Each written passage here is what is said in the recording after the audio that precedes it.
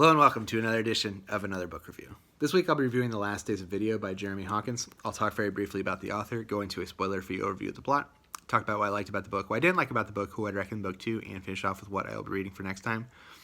Jeremy Hawkins is an author who has his MFA from the University of North Carolina. He has had several of his works published in literary magazines like Barrel House. He's also produced a bunch of scripts. If you go to his website, you can see the different scripts that he's written, as well as some samples if you want to take a look at those. He also had this work published in 2015, The Last Days of Video,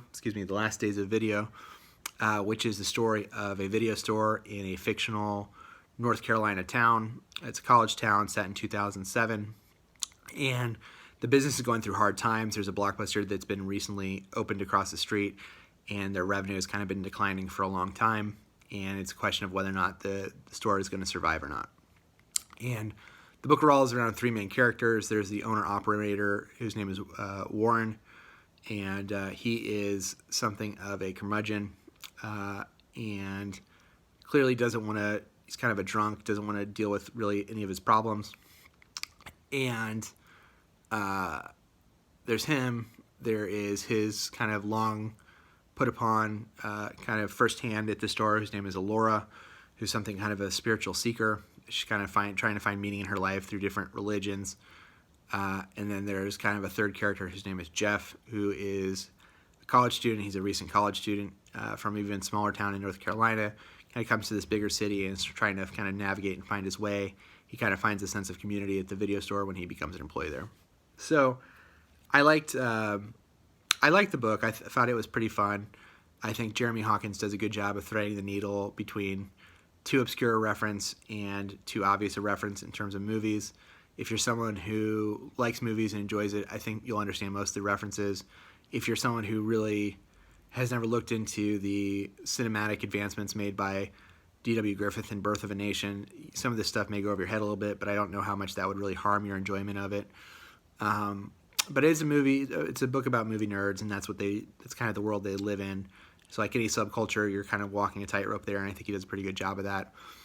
I thought it was fun and funny. There's some plot points that feel like contrivances, and I think he recognizes them as contrivances and acknowledges them.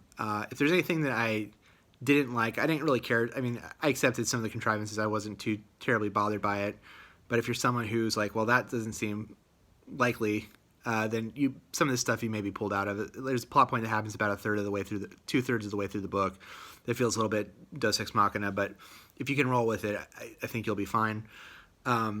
There's also, some of the characters are a little thin. I think the character of Warren in particular, I don't think he was necessarily thin, but I didn't quite understand his motivations because he seems to be a very intelligent person and seems to have an inability to kind of move forward in his life in a way I didn't quite fully understand. So that was a little bothersome, and I think the ending, I wish the author had ended the book maybe 3 or 4 years after the timeline in which he chooses to end it, just to give you a sense more of how the characters developed over this time period. But those are the main issues I had with it. I think everything else, I thought the writing was easy to read. I think it's funny at parts. Like I said, there's probably some plot points that don't get wrapped up completely to the satisfaction I would like. But overall, I thought it was a fun read. I think on the websites it's labeled as a literary comedy, and that's probably pretty close to what it is. So if that's something that sounds interesting to you, then I would check it out. It did very much remind me of High Fidelity. This is really what that book was. This book is a lot, the viewpoint is a lot more split between the three characters, and you kind of see the different paths that they're on and trying to understand what they're looking for in their lives a little bit more than in High Fidelity, which is more really about the main character and his love life and how that's always been complicated and difficult for him. So I think that this book was more, was kind of, I think, not so focused on any one character. It's really more about these three characters, how their lives kind of intertwine and how they find, meaning or solace in this video store. And I enjoyed it. I thought it was fun. I still think it had the issues that I think that I mentioned before, but if you're looking for something that's a pretty quick read about this subgenre, then you could do a lot worse. So that is The Last Days of Video.